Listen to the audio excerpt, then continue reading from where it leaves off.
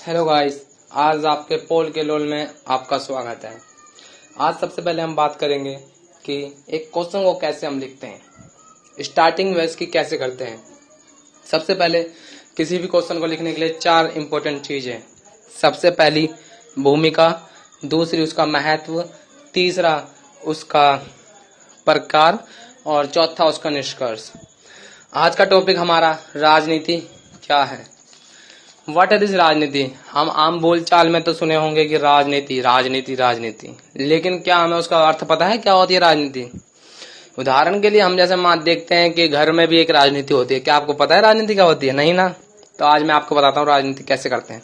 आपके घर में आप भी राजनीति करते हो, कहीं जाने का आप ट्रिप बनाते हो, किसी को आप बुक करते हो और फिर उसको नियम बनाते हो कि आज तुम्हें यहाँ से लेके यहाँ पे जाना है, यहाँ से नहीं यहाँ से जाना है।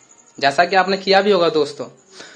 जैसे आपके पिताजी आपके ऊपर करते हैं, पहले तो शासन करेंगे आपके ऊपर और फिर एक नियम बना देंगे कि बेटा आज यहाँ नहीं यहाँ जाना है तेरे को। तो ऐसे कई उदाहरण मिल सकते हैं हमें राजनीति के। लेकिन इसका राजनीति का मेन मोटिव क्या होता है ये आज तक हमें पता है। तो आज मैं उसी के बारे में आपसे बात करता हूँ। तो राजनीति शब्द को सबसे पहले हम 2 भागों में डिवाइड करेंगे, राज प्लस में नीति। राज का अर्थ शासन से है और नीति का अर्थ नियम से है, अर्थात शासन करने के नियम को हम राजनीति कहते हैं। राजनीति से लोगों का कल्याण एवं देश का विकास सुनिश्चित किया जाता है। राजनीति के माध्यम से देश का विकास एवं उन्नति की जाती है। कैसे? जितनी अच्छी मजबूत राजनीति हमारे देश के अंदर होगी उतनी जल्दी देश हमारा ग्रोथ की तरफ बढ़ेगा। लेकिन हाँ, उसके साथ व्यक्ति को भी अपने कार्य करने पड़ेंगे, ना कि कोई निठल्ला आके आराम से बैठ जाए और वो सोचेगा मेरा विकास हो कि देश का विकास हो तो मेरा भी नहीं। ऐसा नहीं होता, उसे भी साथ साथ अपना कर्तव्य करने पड़ेंगे। तो आज हम राजनीति के महत्व की बात करते हैं। राजनीति की महत्व शायद 3 ही प्रकार की होती है मेरे हिसाब से। तो पहला देश का विकास, दूसरा राष्ट्र सेवा एवं कर्तव्यशील राष्ट्र की पहचान। सबसे पहले राजनीति में है देश का विकास। सबसे पहला महत्व होता है राजनीति का कि वह देश का विकास करे। देश का विकास जरूरी है, हर एक राजनीति प्रणालियों के लिए देश का विकास ही आवश्यक है। दूसरा राष्ट्र सेवा। राष्ट्र सेवा का अर्थ है कि वह जो राष्ट्र में, जिस राष्ट्र में वह शासन कर रहा है वहां के लोगों की उन्नति करे, वहां की सेवा करे, वहां के साधारण से साधारण व्यक्ति को भी तरक्की करने की राह अवसर कराए एवं कर्तव्यशील राष्ट्र की पहचान कराता है। यानी ये जब 2 चीजें अपने आप ही सुचारू रूप से कार्य करेंगे तो तीसरा तो अपने ऑटोमेटिक सी बात है कि वह सुचारू रूप से कार्य करे। हम राजनीति विज्ञान के जनक अरस्तु को मानते हैं। अरस्तु एक यूनानी विचारक थे। इन्होंने अपना विचार दिया था कि राजनीति एक परिपक्व प्रणाली है। इनके शिक्षक ने प्लेटो के अनुसार राजनीति साधन एवं प्रतिष्ठा का संचालक, यानी प्लेटो का मानना था यह राजनीति के कारण किसी भी व्यक्ति को एक समान दर्जा मिलता है, एक उच्चतम दर्जा मिलता है, जिससे उस व्यक्ति की प्रतिष्ठा एवं उसका निखार बढ़ जाता है।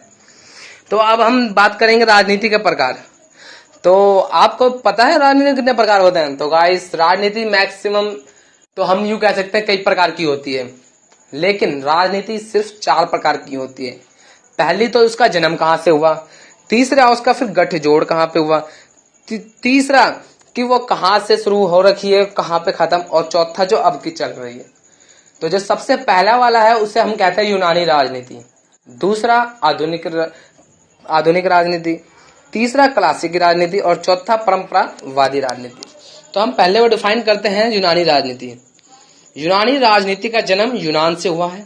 इसकी प्राथमिकता ही यूनान है, यानी इसका प्राथमिक जो पहला साधन है वो ही यूनान है, यानी इसकी उत्पत्ति ही यूनान से हुई है। दूसरे की बात करेंगे आधुनिक राजनीति। आधुनिक राजनीति जो आज की राजनीति है भ्रष्ट एवं हितकारी राजनीति है, यानी इसके अंदर नेता सिर्फ अपने हित की बात करते हैं, ना कि किसी जनता की। हमें सपने तो बहुत लंबे लंबे दिखा देंगे कि हम ये कर देंगे वो कर देंगे, लेकिन ऐसा कुछ नहीं होता। सिर्फ वह अपना फायदे की बात सोचेंगे, ना कि किसी और की। तो इसे हम आधुनिक राजनीति कहते हैं। तीसरा क्लासिक राजनीति। यहाँ पुराने स्तंभ थे, ये पुराने स्तंभ थे। इसके अंतर्गत राजनीति का सीधा स्थापन होता था जनता और नेता के बीच। यानी अगर जनता कह दे ये तो ये, नहीं तो ये, नहीं तो ये नहीं, सीधा होता था। और चौथा जो आखिरी में है वो परंपरावादी राजनीति। गाइस आप तो परंपरावादी के नाम से ही आप जान चुके होंगे कि परंपरावादी यानी जो परंपरा का गठजोड़ हो, यानी जो पीढ़ी दर पीढ़ी चलता जा रहा हो, उसे परंपरावादी हम कहते हैं। परंपरावादी में हम एक उदाहरण ले सकते हैं, जैसे गांधी परिवार। आप जानते हो कि भारत अभी तक जो शासन किया भारत के ऊपर वो कांग्रेस प्रणाली ने किया। यानी अभी तक जितने भी साल से शासन चल रहा है वो सिर्फ कांग्रेस प्रणाली का चल रहा है। और अंत में निष्कर्ष गाइस किसी को नहीं आता हो तो वहां आगे पीछे यानी जो आपने हेडिंग डाली है वो, थोड़ा जो आपने बीच में लिखा है वो, और थोड़ा जो आखिरी में लिखा है वो डाल सकते हैं। लेकिन निष्कर्ष इजी होता है। निष्कर्ष अगर आपने कंफर्म कर दिया तो समझ लो आपके नंबर उसमें नहीं कटेंगे। निष्कर्ष में सिर्फ आपको लिखना इतना होता है कि राजनीति एक महत्वपूर्ण तत्व है। अतः हम मानते हैं कि राजनीति एक महत्वपूर्ण तत्व है जो समय के साथ परिपूर्ण एवं विकास की राह दिखाता है, जो नॉर्मल सी हमारे माइंड में चलता है। राजनीतिक शैली व्यापक शैली का दर्जा दिया जाता है। गाइस राजनीतिक शैली व्यापक शैली का दर्जा दिया जाता है, यानी इसके अंतर्गत हमें बताया गया है कि राजनीतिक शैली एक बहुत बढ़िया है। राजनीति के कारण जो आज की आधुनिक राजनीति की हमने बात करी एवं कई हितकारी राजनीति की हमने बताया, तो ये राजनीति होता है। तो गाइस जैसा कि आपको पता है हमारा पहला चैप्टर, हम पहला टॉपिक खत्म होता है। तो गाइस अगर ये आपको चैनल अच्छा लगा हो तो आप सब्सक्राइब करना ना भूलें। Thank you.